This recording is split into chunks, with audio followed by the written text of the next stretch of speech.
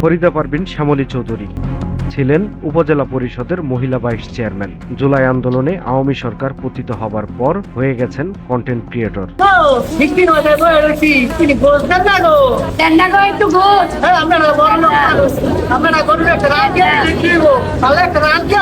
নিজ স্বামীকে সাথে নিয়েই নিয়মিত হাস্যরসাত্মক ভিডিও বানান শ্যামলী চৌধুরী। তবে কুরবানির মাংস নিয়ে অসহায় মানুষকে উপহাস করে ভিডিও বানিয়ে সামাজিক যোগাযোগ মাধ্যমে সমালোচনার মুখে পড়েছেন এই নেত্রী। ইতিমধ্যে ভিডিওর প্রতিবাদ জানিয়েছে অসংখ্য মানুষ।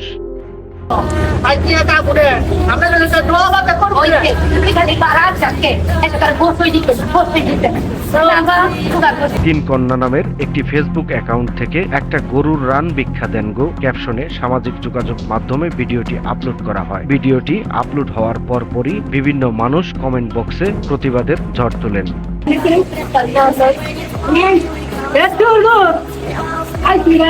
ভাইরাল হওয়া ওই ভিডিওতে শ্যামলী চৌধুরী এবং তার স্বামীর সঙ্গে আরো দুটি শিশু এবং এক তরুণীকে দেখা গেছে। অসহায় মানুষের অভিনয়ে থাকা এই দম্পতিকে বিভিন্ন বাক্য বলতে শোনা যায়।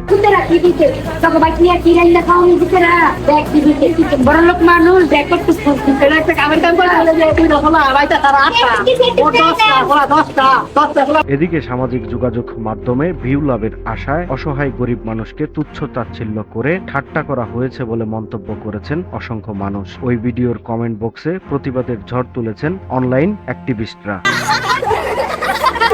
জানা গেছে, নারায়ণগঞ্জ সোনারগাঁও উপজেলার সাবেক মহিলা ভাইস চেয়ারম্যান ও যুব মহিলা লীগের যুগ্ম আহ্বায়ক ছিলেন শ্যামলী চৌধুরী। তার সঙ্গে থাকা পুরুষ তার স্বামী সেলিম চৌধুরী। তাদের বাড়ি সোনারগাঁওয়ের সমমান্দি ইউনিয়নে। এ বিষয়ে বক্তব্যের জন্য শ্যামলী চৌধুরীর সঙ্গে যোগাযোগ করা সম্ভব হয়নি।